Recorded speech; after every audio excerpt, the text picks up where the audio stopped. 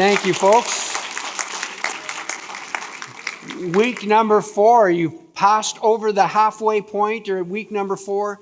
And I thank you, sincerely thank you for coming out once again. I know it's a commitment for you, and it's not always easy, and the weather's not always wonderful, and it gets dark, and it's easy to stay home. But thank you for making the effort to be here this evening. Now, I don't know, if you know me at all, you know that I really am not a fan of cats. Actually, I hate cats, but it's because as a child, I had really bad allergies to cats. And so actually at one point as a young person, cats put me in the hospital because they triggered asthma in me as a child. And so I just grew up sort of making a joke of it and hating cats. So whenever I see a story about someone else who hates cats, I kind of like it. And I came across this one. A man hated his wife's cat a lot because this cat had attitude. And so one day, without this gentleman's wife knowing, he decided he's going to get rid of the cat. So he secretly takes the cat and he drives a few blocks away, dumps the cat, gently, out of his door, shuts the door, and he drives home again. As he's driving into his driveway, the cat is walking up the driveway at the same time.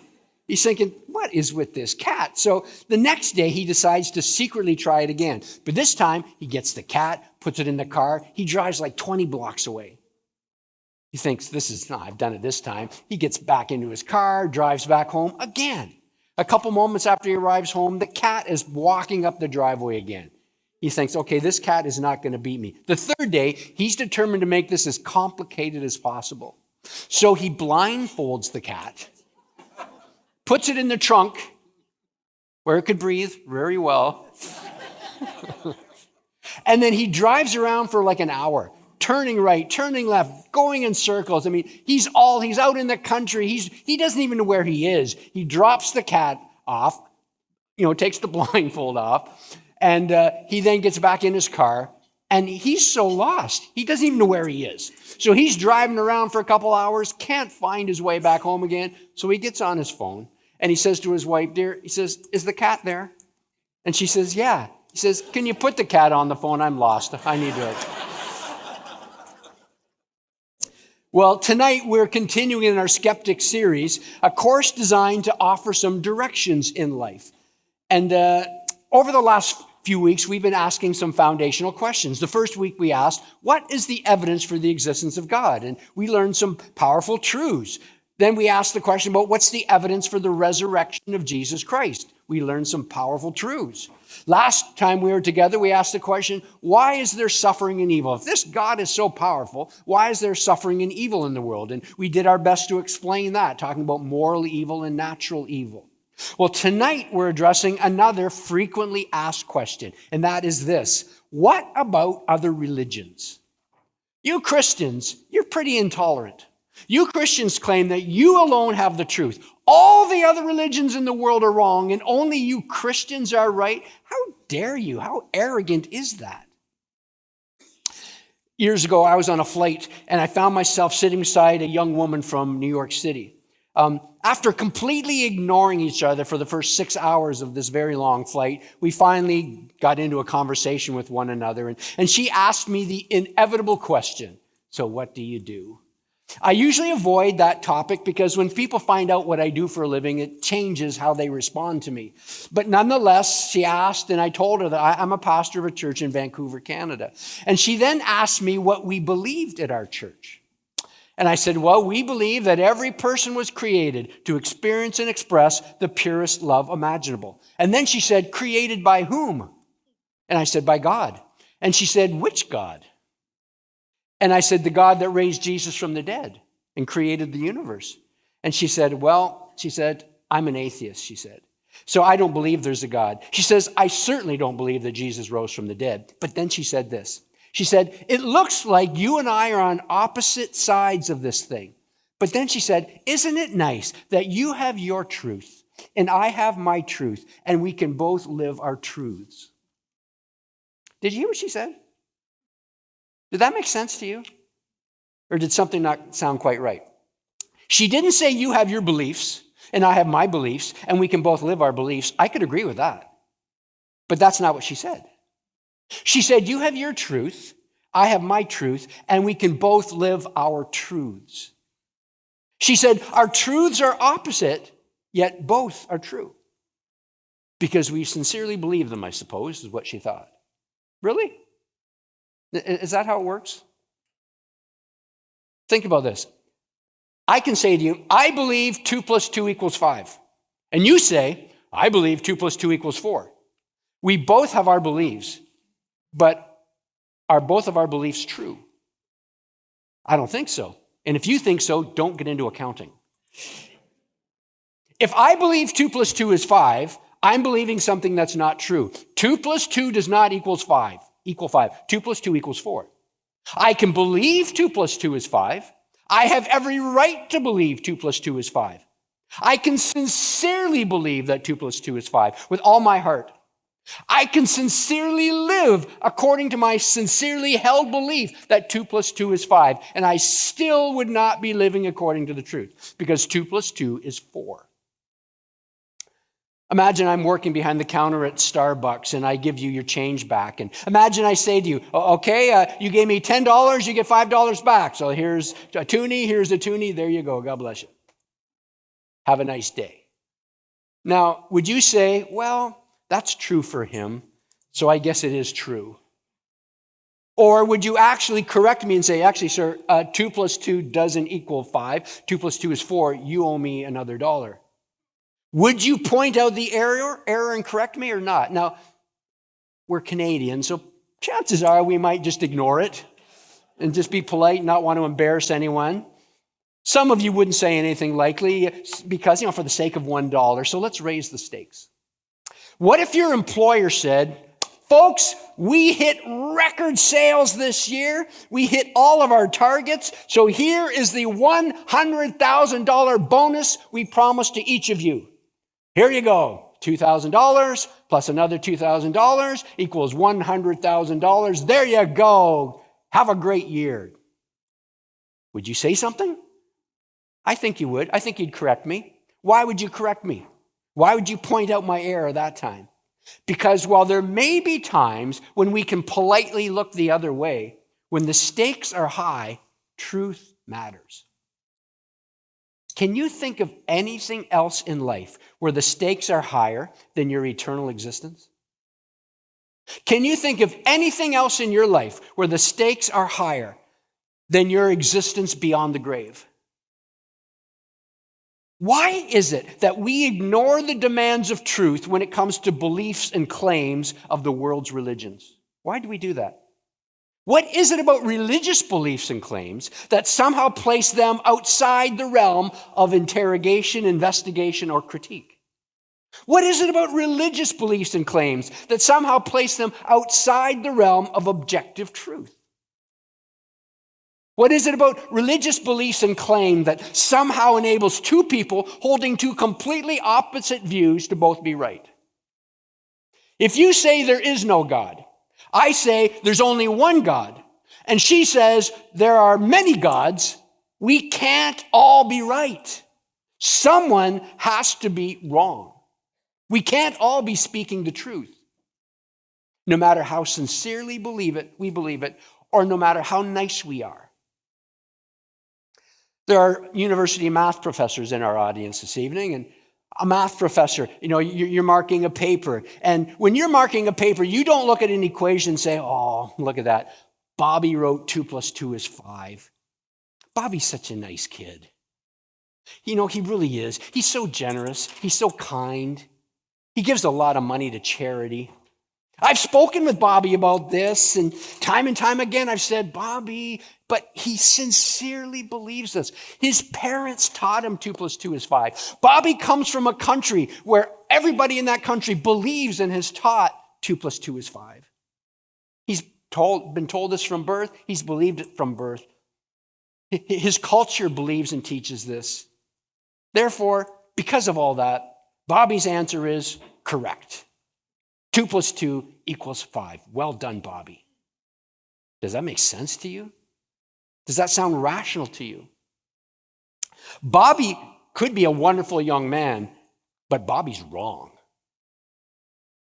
Now, you may be sitting there right now and you're listening and you're shouting at me in your mind. You're thinking to yourself, Darren, seriously, you are so stuck in the old way of thinking.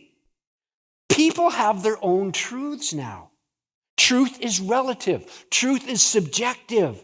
Truth depends on how you feel, what you think, your perspective. Darren, there is no such thing as objective truth. Whenever someone says that to me, and trust me, I've heard that many times over the decades, my first response is always this: well, is that true?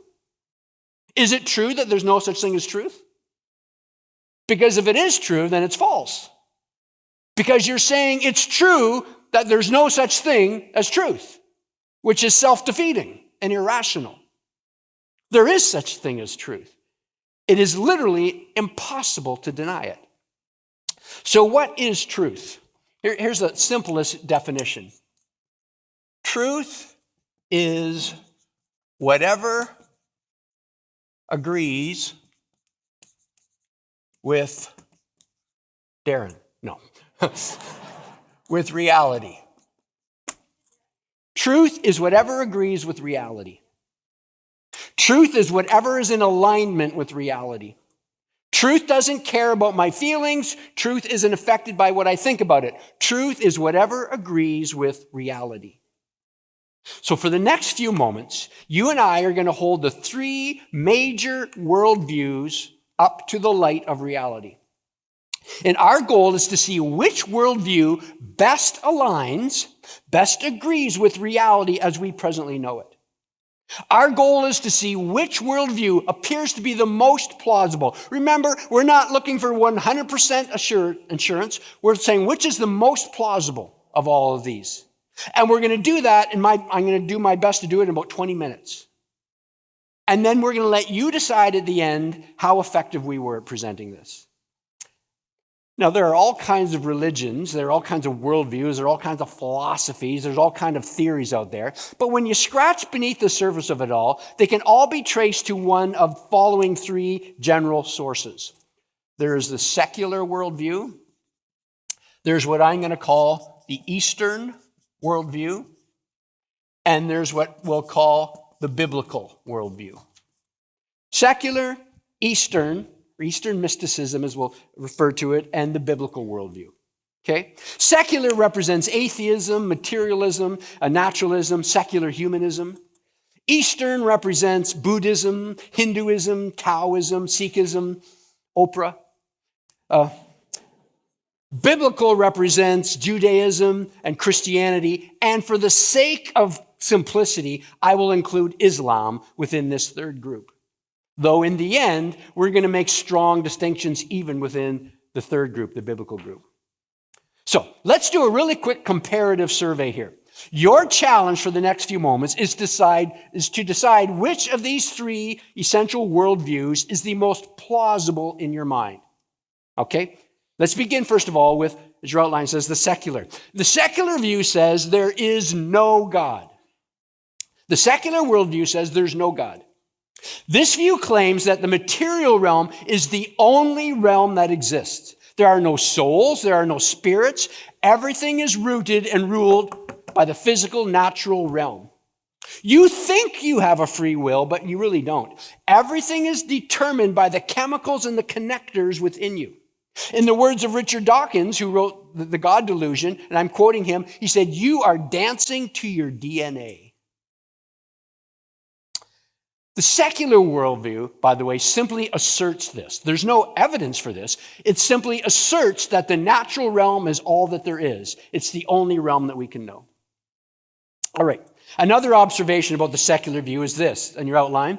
According to this view, you create your own meaning.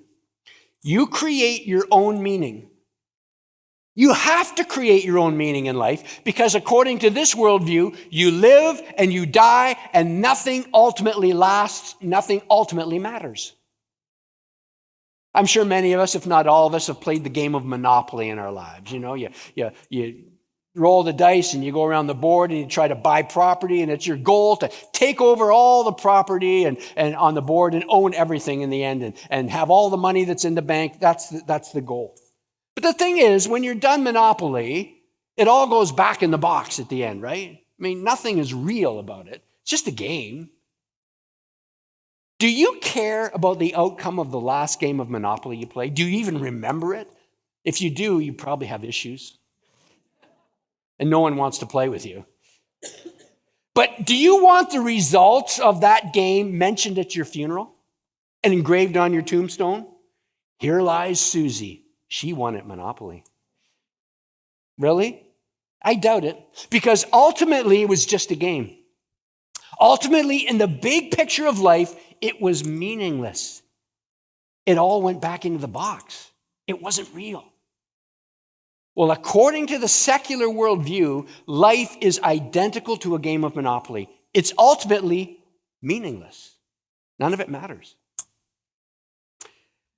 I have this in Maclean's magazine. There's an article in this magazine about a very successful Canadian businessman and his wife who were tragically found murdered in their home. Now, describing this businessman, the author of the article wrote this. Sherman, a self-described atheist, wrote in his autobiography, I have always felt a disdain, a hatred for organized religion. He said, life has no meaning and no purpose. Now, that businessman wasn't being a pessimist. He was simply facing head-on the byproduct of his atheism. If there's no God, if there's no afterlife, we're just a bag of chemicals. We're moist robots. And life in itself has no meaning and no purpose. So is that your experience of reality? In your heart of hearts, do you live that way? That there's no ultimate purpose for anything? That you live and you die and there's no meaning to your life? Nothing matters? There's no morality ultimately? It's just what we make up? Is that what you sincerely believe in your heart of hearts? Now you can say, I'm an atheist and I have meaning in life. I don't doubt that you do have meaning in your life, but it's a self-imposed meaning. It's a self-made up. You made the meaning up yourselves. Like you make up rules to a game, you made up meaning in your life. There's no ultimate meaning that's projected onto you. It's something you made up. So any meaning you have is purely subjective. It's not objective. It's not ultimate. It's temporal. It's what you've made up. And if that helps you to get through the day, so be it. But it doesn't really exist. How does the secular worldview explain some other realities as we know them? Well, as your outline says, the secular worldview struggles to explain a contingent universe. A contingent universe. Contingent means something that has a beginning. It has a source. So secularism has trouble explaining a universe that had a beginning. We saw that in week 1 of Skeptic.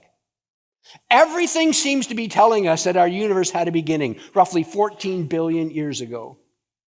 And what's the secular explanation for this reality? They don't have one. Unless you consider everything came from nothing an explanation. Secondly, as your outline says, the secular worldview struggles to explain a finely tuned universe. Again, we learned this week 1. A finely tuned universe. We know that there's a series of cosmological constants and quantities that were embedded into the initial conditions of the Big Bang. Initial conditions that were set to an infinitesimally minuscule degree. Numbers beyond human comprehension. If any of these unimaginably huge numbers were changed by an infinitesimally tiny degree, our universe would not exist. And what's the secular explanation for this incredible and undeniable fine-tuning? It's pure luck. It's random chance. We just got lucky. Thirdly, the secular worldview struggles to explain the existence of objective moral values and duties. Objective moral values and duties. Again, from week 1, there are things that are wrong for all people at all cultures at all times, no matter what the laws permit. Things like torturing a baby for sport. We intuitively know this is wrong, just like we know 2 and 2 is 4. The secular worldview struggles to provide the ultimate and objective ground for this reality.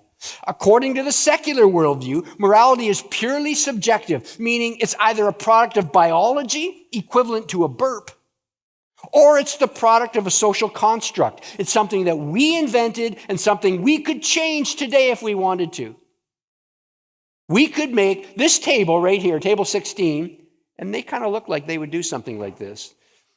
Table 16 could decide, we decide At this table, murdering people who help you is good. We will give medals to people who murder people that help them. And table 12 here, who are much nicer. They're saying, no, murdering people who help you, that's wrong at this table. Each of them could have their own morality. If there's no God, they could have their own morality, and what would be wrong here would be right here, and what would be right here would be wrong there. They're just making it up. That's what humans do. We make up our own morality. That's the secular worldview. The secular worldview struggles to explain, number 4, the facts surrounding the life and resurrection of Jesus. Again, this is from week 1. There are historical facts surrounding the life and resurrection of Jesus, facts that are essentially settled and requiring an explanation. We talked about that week 2. As we saw a couple of weeks ago, 2,000 years worth of skepticism has yet to provide a naturalistic explanation for all of the known facts of history. Truth is whatever agrees with reality. And according to the secular worldview, there's no God. Only the physical realm exists. That's simply asserted.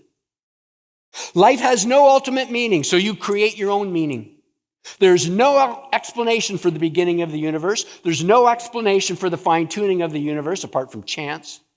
And there's no explanation for there's no explanation for objective morality. There's no explanation for the historical facts surrounding the life and resurrection of Jesus.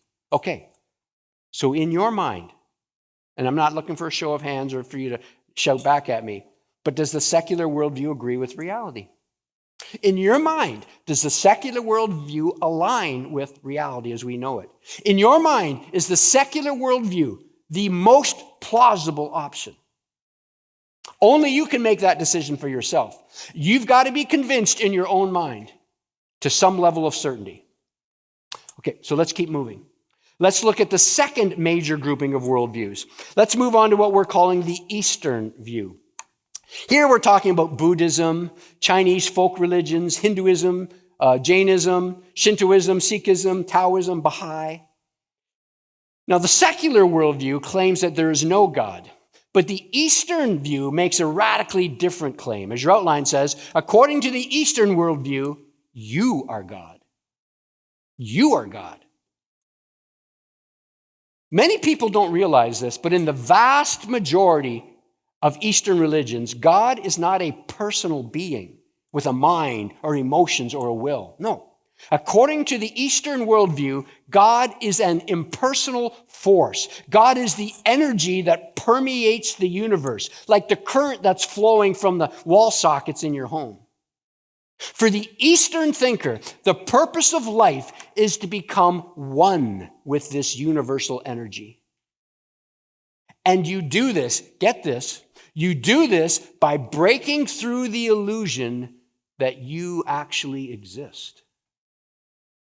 As your outline says, according to the Eastern way of thinking, you don't exist. You say, Darren, how can I be God but I don't exist? Welcome to Eastern thought. You think that you exist, but you don't actually exist as an individual. You and I and every one of us and everything are actually one and the same. For the Eastern thinker, everything is one and everything is God. That's the whole yin-yang, you know. Remember the symbol we showed a couple of weeks ago? The symbol for Eastern thought, the yin-yang of the universe. So two different things, but they're really one. That's Eastern thought in a visual. Everything is the same. Good, evil, right, wrong, matter, energy. Everything is one. There is no difference between them ultimately. You think they're different. You think you and I are different. We're not. We are all the same energy. We are all one and we are all God. A few years ago, I found myself again chatting with a couple who believed this very thing. I was squeezed in the back of a plane on yet another long flight. This one was heading to Dhaka in the nation of Bangladesh. The couple beside me were heading to India to spend a few months with their guru. The woman was sitting right beside me, and her husband was 2 seats down from me. So the woman and I got into this extensive conversation. She was quite articulate, and I really enjoyed talking with her. But her answer to everything I asked was, look within you, Darren. Look within you. The answer to everything is within you. I said, well, what if I look within me and all I see is darkness? She said, look deeper, look deeper. And you need to realize that you are God. My first thought was, if I was God, I'd be in first class. I wouldn't be at the back of this plane. But after a few hours of discussing her worldview, I asked her if she could do me a favor, because they were heading over to India to spend a couple months with their guru. And I said, could you do me a favor? I said, here's my business card. Here's my email address. Can you ask your guru? I said, are you allowed to ask your guru questions? She said, that's why we're going to get, meaning of life and all this stuff. Yeah. She says, of course. I said, can you ask your guru a question for me? She said, of course. And can you email me the answer? She said, of course. I said, ask your guru this. Say, Guru, if I don't exist, then why did I travel all the way to India? To give you a few months of my time and a few thousand of my dollars to understand the reason for my existence. Maybe she lost my email address. I've been waiting 10 years and she hasn't gotten back to me. Is that your experience of reality? That you don't exist? That everything is ultimately one? That there's ultimately no difference between good and evil, love and hate? Well, how does the Eastern worldview explain some other realities that we know of and experience in life? First of all, your outline says, the Eastern worldview struggles to explain, once again, a contingent universe. According to the Eastern worldview, existence is eternal. The universe did not have a beginning according to Eastern worldview. It goes through endless cycles of birth and destruction, birth and destruction. And as we've already noted, that is not what modern science has discovered. Secondly, the Eastern worldview, like the secular view, struggles to explain a finely tuned universe. If there is no ultimate cosmic designer, according to Eastern worldview, how can they explain the incredible, unfathomable fine-tuning? The Eastern worldview has to resort to the same response to as the secular worldview. You can't explain it. It just is. Thirdly, the Eastern worldview struggles to explain the existence of objective moral values and duties. According to Eastern thought, good and evil, right and wrong, are actually illusions. The truly enlightened ones realize this. They realize that there is nothing different about these concepts of good and evil. To quote a passage from Hindu scripture, let me quote this. This is directly from Hindu scripture. Bhagavatam 11, chapter 22. Good and evil of this world of duality are unreal. They are spoken of by words and exist only in the mind. Good and evil, yeah, we have those words and we talk about them, but they're an illusion. They only exist in our mind. They're not real. They're ultimately the same thing. Dr. Francis Schaeffer once wrote about an encounter he experienced with some students at a dormitory in Cambridge University. They were sitting around drinking tea and discussing various worldviews together. And a young Hindu gentleman started to explain the Eastern view of reality. As Schaeffer quotes him in his book, he says, there is but one reality, this Hindu young gentleman said. One reality which includes all things, all ideas. Any differences are merely illusions. All is, in reality, one. There is ultimately no difference between good and evil, cruelty and non-cruelty. And at that, one student stood up, grabbed a kettle full of boiling hot water, walked over to the student, held it over his head, and said, well, if that's true, then I could pour this over your head right now, and it wouldn't be right or wrong, cruel or non-cruel, because ultimately there's no difference between cruelty and non-cruelty.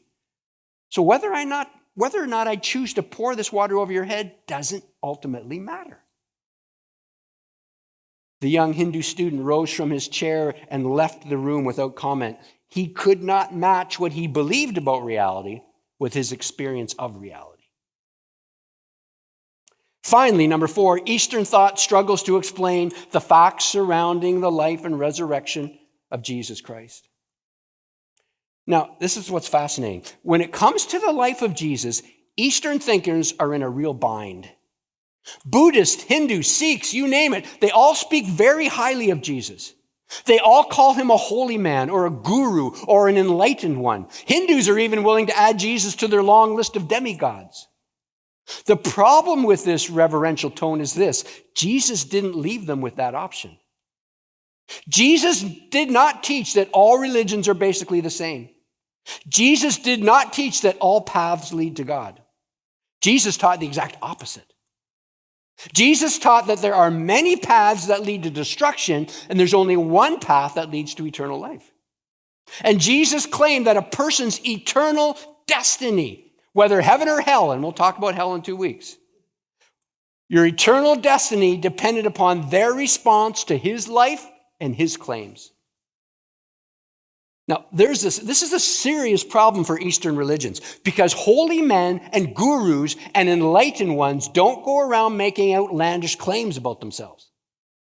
And if Jesus' claims were false, holy enlightened gurus don't go around telling such destructive lies. C.S. Lewis is famous for his liar, lunatic Lord. Jesus has to be one of 3 things. He's either a liar, or he was a lunatic, or he is the Lord. He is God, who he claimed to be. He either said things about himself that he knew weren't true, claiming to be God, and he knew it wasn't true, then that means he's a liar. Or he said these things about himself, he claimed to be God come in flesh, and he actually believed it, but it wasn't true. That makes him a lunatic. Or he said these things about himself, claimed to be God, and it was true. That makes him the Lord. There's no 4th option. He's either liar, lunatic, or the Lord. As I said, this is from Oxford University professor C.S. Lewis. He summarized it this way in his writings. I'm quoting him now. He said, "I'm trying here to prevent anyone from saying the really foolish thing that people often say about Jesus. I'm ready to accept Jesus as a great moral teacher, but I don't accept his claim to be God." Lewis says, that is the one thing we must not say. A man who is merely a man and said the sort of things Jesus said would not be a great moral teacher. He would either be a lunatic on the level with the guy who says he's a poached egg, or he would be the devil of hell.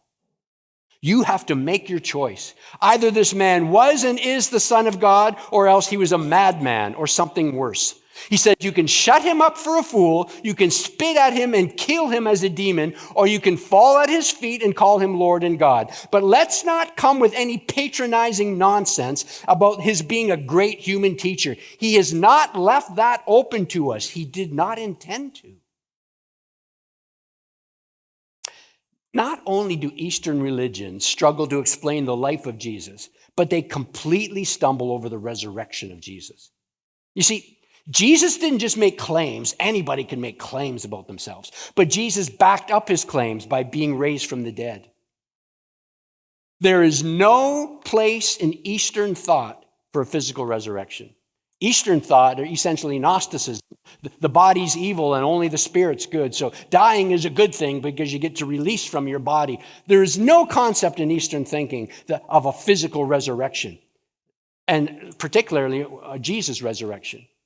According to this view, the physical world is something to be denied and resisted and abandoned. So for the Eastern thinker, eternal existence is not about you living forever in a resurrected body. For this worldview, eternal existence is you ceasing to believe the illusion that you exist and you becoming lost in the energy that is God. So Eastern religions either completely ignore or simply deny the historical facts surrounding the resurrection of Jesus. All right, truth is whatever agrees with reality. According to the Eastern worldview, you are God, but you don't actually exist. According to the Eastern worldview, and in direct opposition to the observations of modern science, the universe is eternal, the fine-tuning of the universe is inexplainable, There is no difference between good and evil, right and wrong, and the historical facts surrounding Jesus' life and resurrection are ignored or denied. So, in your mind, does the Eastern worldview agree with reality? In your mind, does the Eastern worldview align with reality? In your mind, is the Eastern worldview more plausible than the alternatives? Only you can make that decision for yourself, and you're accountable for your decision. You have to be convinced in your mind to some level of certainty. So let's keep moving. Let's look at the final worldview. The secular worldview says there is no God. The Eastern worldview says you are God. And now thirdly, the biblical worldview says there is a creator God. There's a creator God. Now, the biblical option recognizes the existence of a personal God, a God with thoughts, emotions, a will, a God that communicates, a God that desires relationship. And the biblical option recognizes that this personal God created the world. That means that the world belongs to him. This is God's world. God designed it, God created it, God owns it. God's the one in charge of it. Or as your outline says, the world is under God's authority. The world is under God's authority. Now, we learned last week that doesn't mean everything that happens is what God wants to happen. Sin has invaded our world, and we do evil things to one another, and we'll ultimately be accountable for those things. But this is ultimately God's authority. He will ultimately judge. And that includes moral authority that God has. I mean, my wife and I raised 4 kids over the last 40 years. And so we've heard kids argue just like you have, I'm sure. And all the time I hear my kids arguing, and one of my kids would shout, "You're not the boss of me." Every kid has said that. You said that. And according to the biblical worldview, God is the boss of you.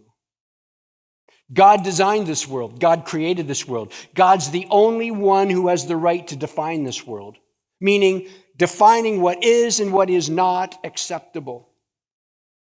Well, how does the biblical worldview respond to the 4 key issues? Well, as your outline says, the biblical worldview provides a plausible explanation for the existence of the universe. It was created at the beginning of time by an eternal being that exists outside of space and time. Completely rational, plausible. Secondly, the biblical worldview provides a plausible explanation for the fine-tuning of the universe. This eternal being that exists outside of space and time designed the universe to produce and sustain intelligent life. Thirdly, the biblical worldview provides a plausible explanation for the evidence of objective moral values and duties.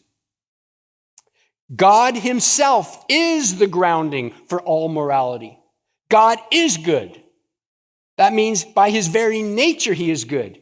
Whatever doesn't measure up to God's nature or standard is evil. So God's not good because there's some standard of good out there and he measures up to that. No, he is the standard of good. I've often likened it to the official meter stick that used to exist in Paris, France. You know, in a museum there, you could go there, and that was the first official meter stick. And if you wanted to know if your local village had the proper length of a meter, you would take your village meter stick, hold it up against the standard meter stick in the museum in Paris, and you would see if it measured up to the standard. Well, God is that meter stick when it comes to morality and goodness. He is the standard. And we hold our lives up against him and see how we measure up against him. Fourthly, the biblical worldview provides a plausible explanation for the facts surrounding the life and resurrection of Jesus. Now, here is where the 3 biblical worldviews get narrowed down to 1. We said there was Christianity, Judaism, 3 main monotheisms, and Islam. Those would be under the biblical worldview. And here's, through the life and death and resurrection of Jesus, where we weed out the truth here. Only one of these 3 provides an explanation that addresses all of the known historical facts surrounding the life, death, and resurrection of Jesus. And that one is Christianity. Both Judaism and Islam acknowledge the existence of Jesus. They don't deny that at all. But they deny the resurrection of Jesus. Only Christianity acknowledges all of the known historical facts surrounding the life, death, and resurrection of Jesus. Neither Judaism nor Islam addresses or explains the facts that we actually know surrounding the resurrection. Only Christianity meets that criteria. So when you get right down to it, actually, this is key. The resurrection of Jesus is the ultimate litmus test. The resurrection of Jesus, and again, from week 2, this isn't something you just believe by faith. There's historical facts for it. This was the defining moment in human history. I am a follower of Jesus for one reason, because of the resurrection of Jesus. It was the resurrection of Jesus that validated his life and validated his authority. See, anybody can claim to be God. I could stand up here and say, I, Darren Latham, am God. And you might be tempted to believe me until you actually get to know me. If you want to worship someone, you worship them from afar. Families don't worship their siblings or their parents. Anybody can make claims, but Jesus didn't just talk the talk, he walked the walk. He died and he rose from the dead, proving his claims were more than just talk. That's why, as followers of Jesus, we believe what he believed, teach what he taught, live like he lived, and seek to love like he loved. And so what sets Christianity apart is rooted in human history.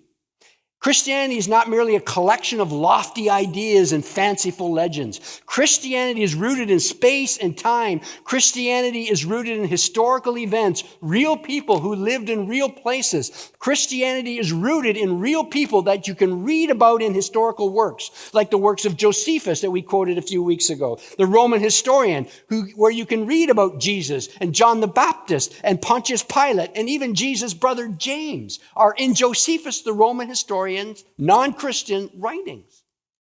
Christianity is rooted in real places like Jerusalem, Capernaum, and the Sea of Galilee. Real places you can visit. I take tours there every year.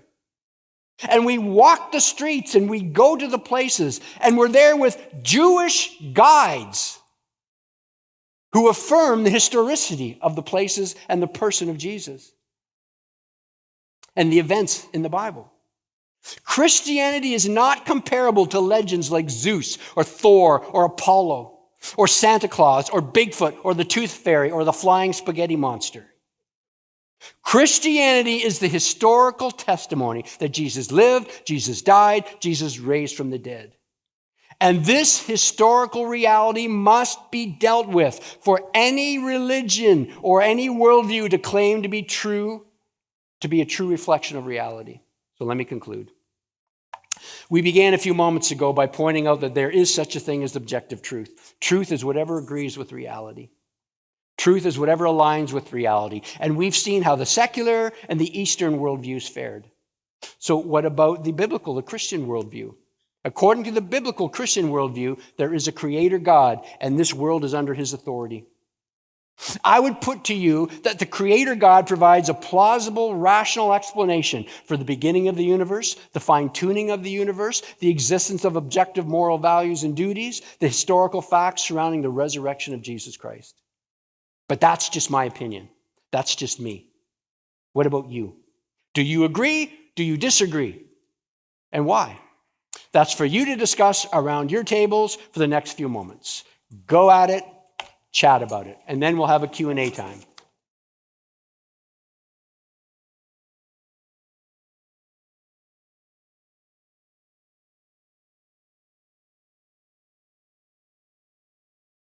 Well, the answer for both would be a little bit different for Judaism because he didn't fulfill their expectations of the Messiah, first of all, back in the first century. They were expecting a political Messiah. The Messiah was like Superman. The Messiah was supposed to come, crush those dirty Romans, take over Israel, reset Israel back to the King David and Solomon era. And Jesus comes as the Messiah, and he dies at the hands of the Romans. That was like Superman dying. That's just impossible. And so Jesus didn't fulfill their expectations of what they thought in the Messiah. When it comes to Islam, what's the dirty little secret of Islam, if you will, if we're talking historically, is that Muhammad was in the 600s. He had his concept of Christianity was not biblical whatsoever. In the Quran, it describes the Trinity as the Father, Mary, and Jesus. I mean, That's nothing biblical about that. So he had some really bad information about Christianity. And he considered Jesus just to be a prophet, and he was the prophet after Jesus. So it's simply false teaching and not historical whatsoever. I'm not sure Muhammad actually came across any true Christ followers from what you read in the Hadiths and so on. So anyway, so that's why they had some maybe philosophical reasons why, some historical reasons, but they certainly didn't have justified or what are called defeaters for the resurrection of Jesus. They had no evidence to go against it. They simply had baked in already into their philosophies and their views that he couldn't be. Therefore, he wasn't resurrected from the dead.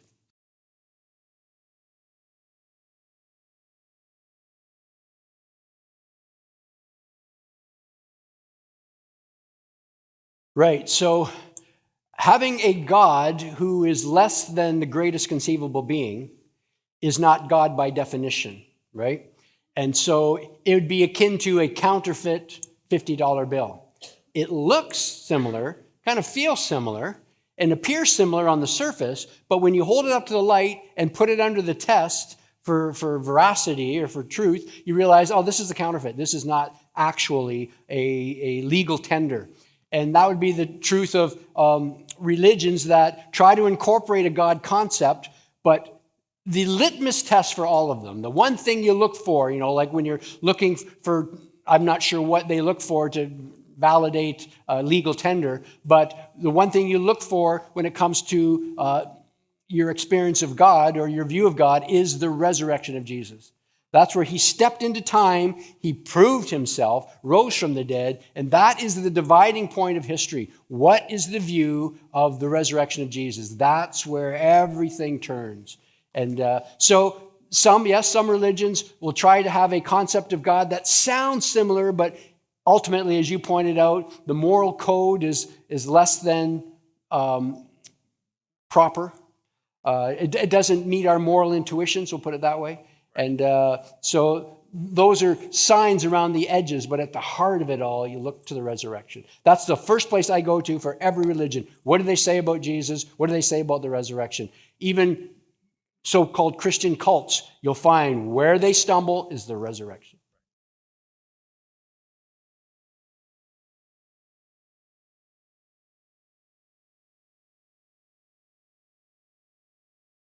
Resurrection is when I die and my soul leaves my body, and my body is then deceased. It's inanimate, if you will. And what happens, resurrection is when my soul returns to not so much to a version of that body, to a what's called in Scripture a glorified version of that body. So it is physical, yet it's eternal at the same time. So it's a hybrid of physical yet eternal together. And that person never dies again. You have that eternal body forever. That's resurrection. Reincarnation is when you're in this cycle of death, birth, and depending upon how you handled your previous life and determines your next life. You just go through a series of reincarnations. So you could be a human now, but if you had a bad experience in life, meaning you did not live well, you then come back as something less than a human in the graduation or the ramping of beings, if you will. And so then it's almost 3 steps forward and then 2 steps back. Okay, now I come back as a cat because I was a terrible human. That's if you're a really bad human. You come back as a cat. So reincarnation, though, is it's the same soul coming back in different versions of life, from insects to animals to humans. And then ultimately you hope to get to the point where you break through the cycle of reincarnation and you come to the realization that you are one and you don't really exist. And you break through the illusion that good is evil and evil is good and all this kind of, you realize evil is good and good is evil, and you break through and you have, nirvana, you've come to oneness with the energy and you cease to exist. That's the ultimate. But reincarnation is the engine that supposedly gets you there.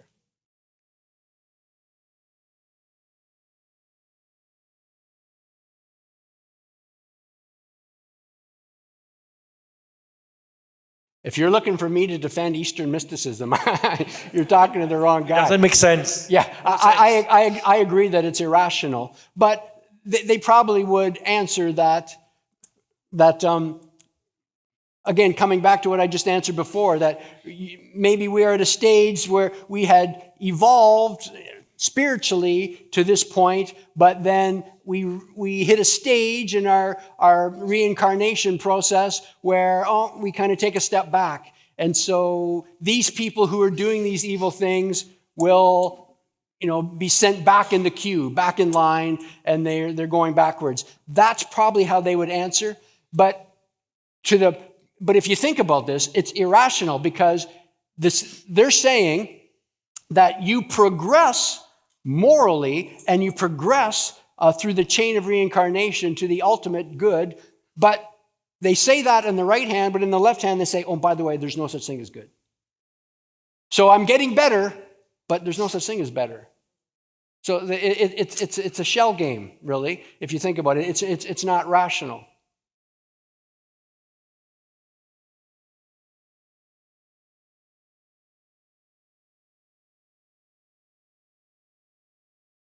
That's what you just asked is what I asked that woman in the plane to Bangladesh with me. It's like, okay, what you're going to India to find out the meaning of your existence, but you don't exist.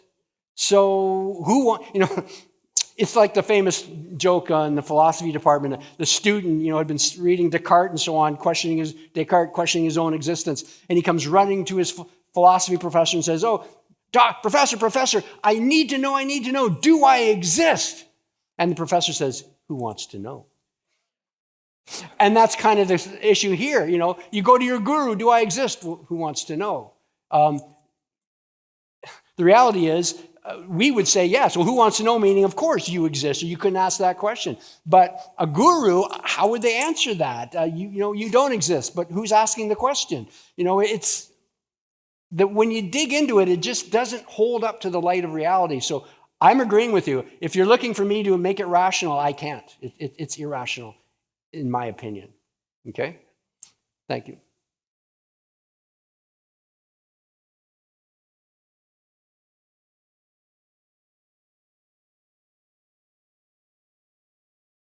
People have a misunderstanding of true religion. The word religion is not a dirty word. It's in Scripture. Religion is it's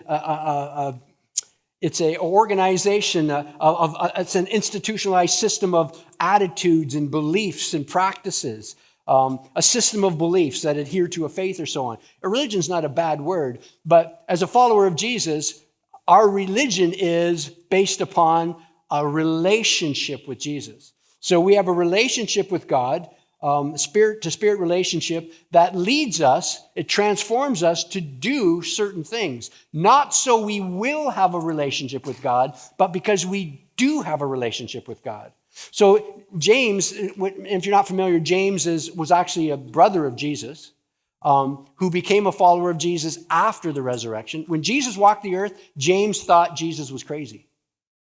And then after Jesus died and rose again, Jesus made a special resurrection appearance to his brother. Like, think about this. A lot of us have brothers and sisters. I have an older brother. A lot of our older brothers think they're God, right? But can you imagine if your older brother actually was God? And so James grew up in Jesus' shadow, and so Jesus is saying these things and doing these things, embarrassing the family perhaps by making these claims. But finally Jesus dies. He then makes a resurrection appearance. Jesus makes a resurrection appearance to his brother James. And James realizes, yes, it's true. And James became a follower of his brother, called his brother God, died as a martyr for that. Became the leader of the church in Jerusalem. And James wrote this letter, and in this letter he talks about, faith without works is dead. And so what he's saying is that if you have a faith, but your faith doesn't change your behavior, your faith isn't real. Your faith should change your behavior. And then he later says in the letter what was just read. Here's what the true religion is. It helps orphans and widows, and it makes a difference in your behavior. That's true faith. But don't put the cart before the horse. Don't say, okay, well then I'm going to do all these things and therefore I'll be a follower of Jesus. No. A follower of Jesus, we put our faith in Christ first. His Spirit transforms us and changes my behavior. You're not a follower of Jesus through your behavior. You're a follower of Jesus, and that transforms your behavior. It works that way. By the way, someone just told me, going back to our previous question about oneness, a great joke. A Buddhist walked up to a hot dog vendor and said, "Make me one with everything." I thought it was pretty funny. Go ahead. I'm here till Thursday. Try the veal. Go ahead.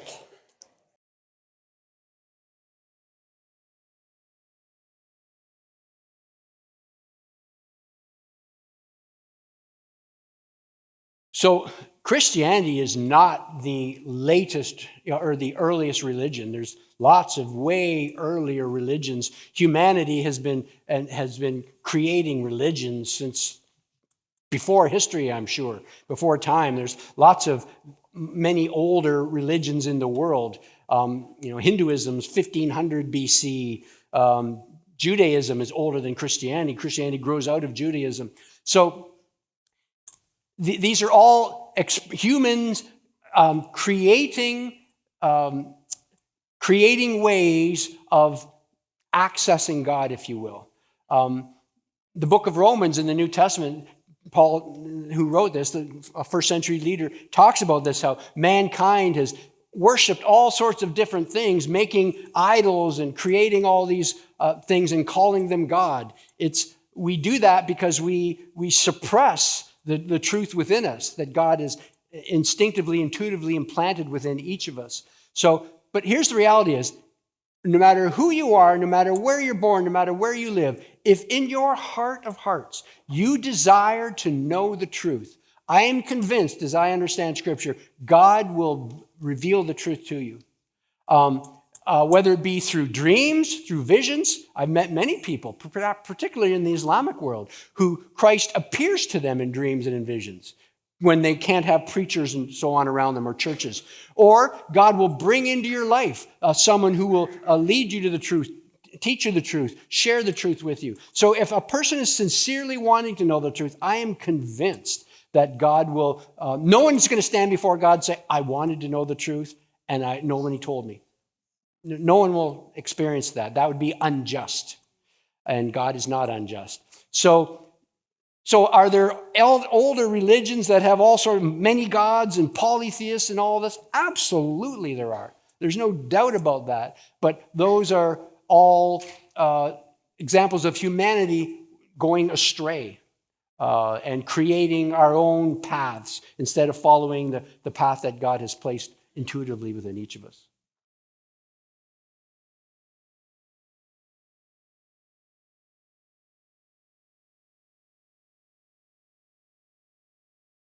Great question. My faith is not based upon my arguments. My faith is based upon a personal experience I have had and an ongoing spirit-to-spirit experience I have with the Spirit of God who dwells within me. That is the foundation of my faith. That's what I know intuitively. My research and these arguments show what I know. They're not the foundation of my faith. They are evidence of my faith. Okay? But they're not the foundation. So you can't argue somebody into the kingdom of God. What Skeptic is all about is I'm doing my best to address the arguments that you think justify not pursuing a relationship with God. That's what this is all about. I'm not trying to argue you into the church. It doesn't work that way.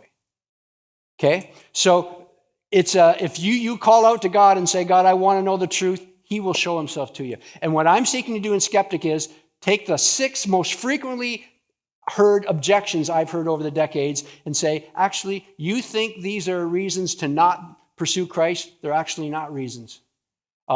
There's there's hidden premises that are false in all of them. And so the resurrection, the evidence for it, shows what I intuitively know.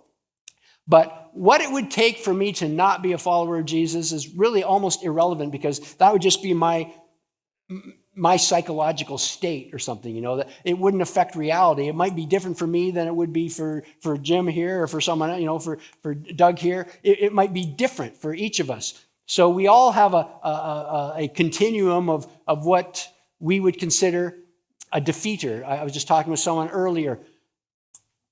You are completely rationally justified to believe whatever you're believing until you have a defeater against your belief. A defeater is something that challenges or proves what you presently believe to be false. For example, the example I gave in my discussion a few moments ago was Mormonism.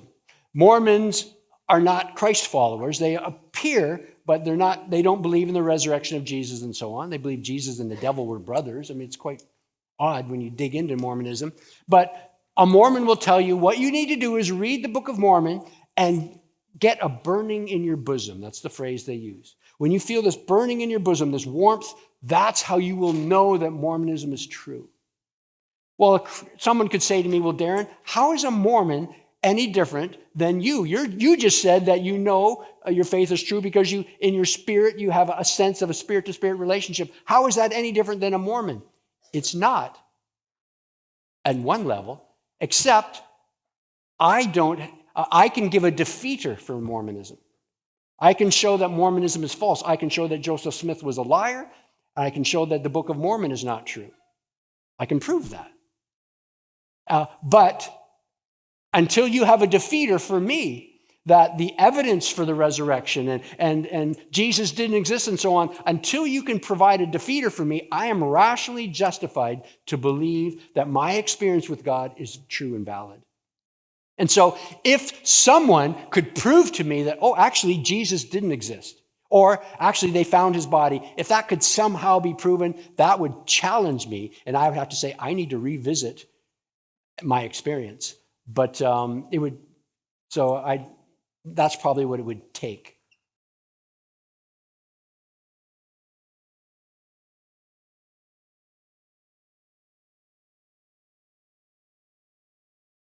That's a very good question. And next week, we're going to touch a bit on this, because next week our topic isn't the Bible anti-science?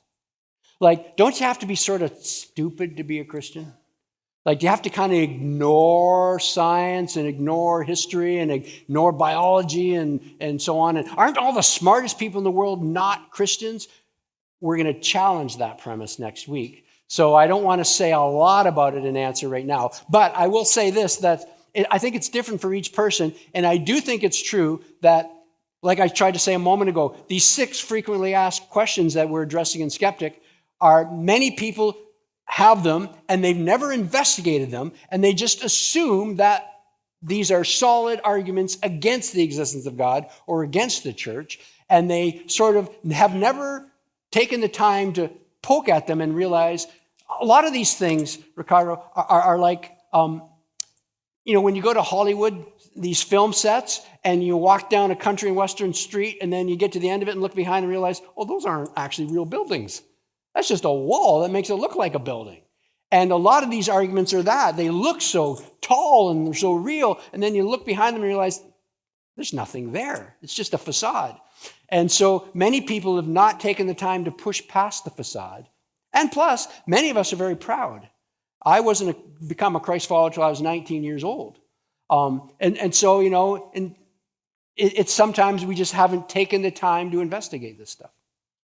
But it's different for everyone. Thank you.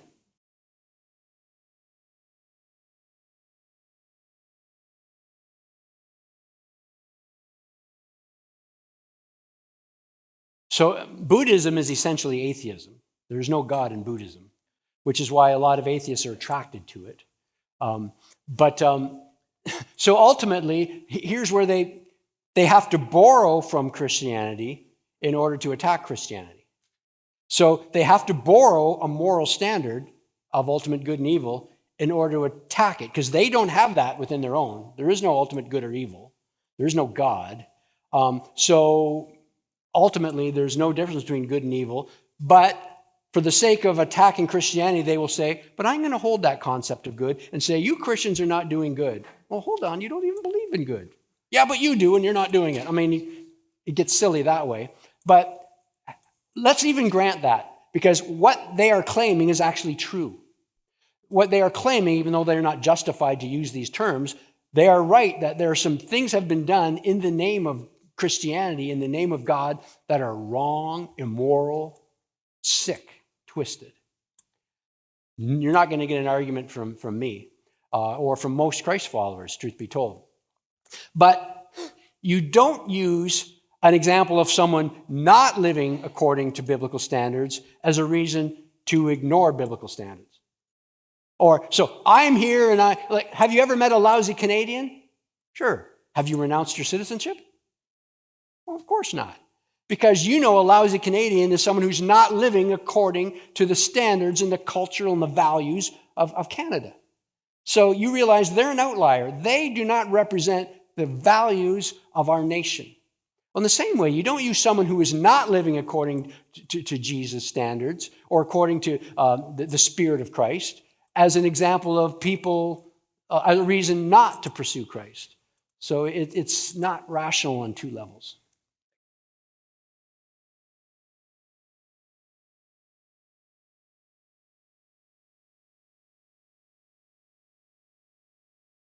Do you want to live according to reality or not? Understood, but there are a lot of people in their bubbles. Then they're accountable for their bubble. It's like you're kind of saying, like, why should a teenager have to leave their bedroom? Why can't they live in their virtual reality and play on their video games till they're 80? Well, why should they have to go into the world and deal with reality? You know, it's a lifestyle choice. You're right. And it's foolish, and they're not living according to reality and according to their purpose and design in life. It is an option, and it's a foolish option, and their life will reflect it. So the question is simple. Do you want to live according to reality or not? If you do, then it is incumbent upon you to ensure that you are believing and living according to reality. And if you don't, then let the chips fall where they do. But what is that end line? And if they don't, what? If they don't, then they spend eternity separated from God, and their life for all of eternity will have been wasted because they will not have, because our main problem is we are separated from God. And as long as we're living in our fantasy world, we will remain separated from God, and we're ignoring the answer that He is providing for us. I am showing you a way back to your original design. I don't want to hear it. I'd rather live in my virtual reality. Well, you're accountable for that. If you're in a house that's burning, and we're outside saying, come on, here's an exit. We can rescue you. And you're saying, I don't want to know. I don't want to know. You're accountable for burning. And you've been shown a way out, and you don't want to know the way out, you're accountable for that. But it's a fool who will not take the way of health and the way to freedom and liberty and the way to experience your purpose. So people can live the life of a fool if they want to, and they're accountable for that.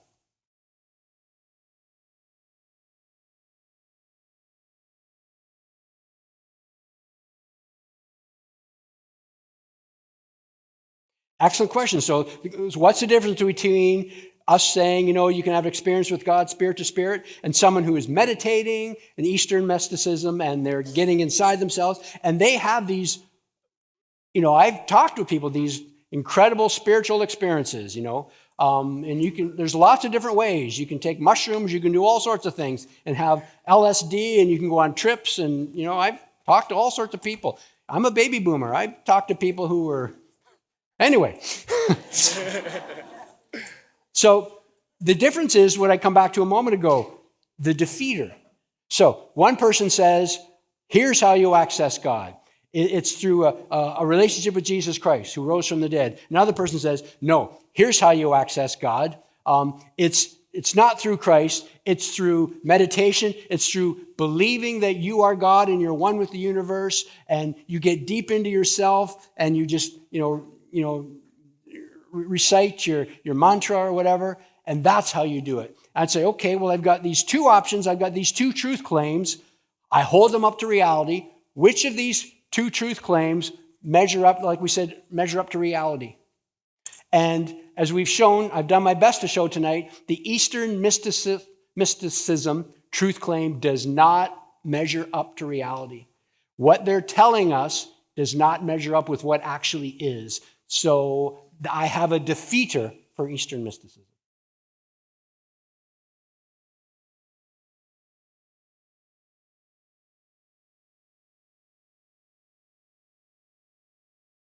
Is hypnotism a sin? This is my personal opinion. I don't think so. I have a friend who is a hypnotist.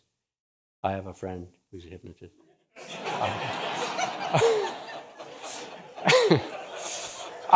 No. What did I just say? I don't remember. And he explained, I asked him this. He travels the world and does all these shows, fills stadiums and so on. He's a comedian, an illusionist, and he's a hypnotist, and he's quite famous, actually.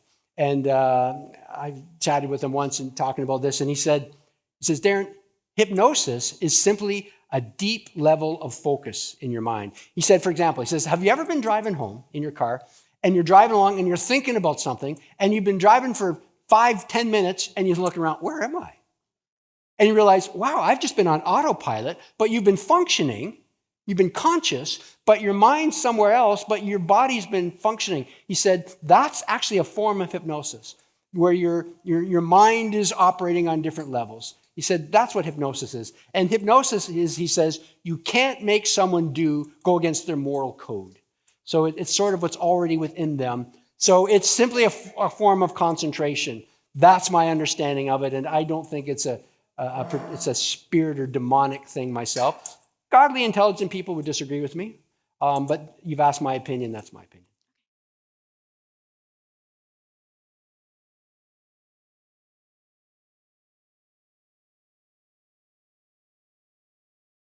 No, Chinese folk religions they have like folk deities and so on. There's many deities in Chinese folk religions. And Chinese folk religions, there's cycle, there's the yin yang, there's a cycle of birth and death and birth and death. So Chinese folk religions are Eastern mysticism. They're not biblical theism. They deny the resurrection of Jesus. There's not one personal God. Chinese folk religions are, as I said, they're folk deities, many gods, polytheism to a degree. So there's no comparison between the two. Thank you. Okay, thank you. I will email you. Okay, thank you. God bless you, folks. Next week, thank you. Next week, we're going to continue. What about Bible and science? I mean, can you be a Christ follower and believe in evolution? Aren't all the smartest scientists in the world atheists? What about this? Do you have to leave your brain at the door when you become a Christian? I'm going to challenge all those thoughts next week. I can't wait. And the food is what? It's barbecue chicken. Come on. You're going to get to hear about science, the Bible, and eat barbecue chicken. Where else can you be? God bless you. Thanks for being here tonight.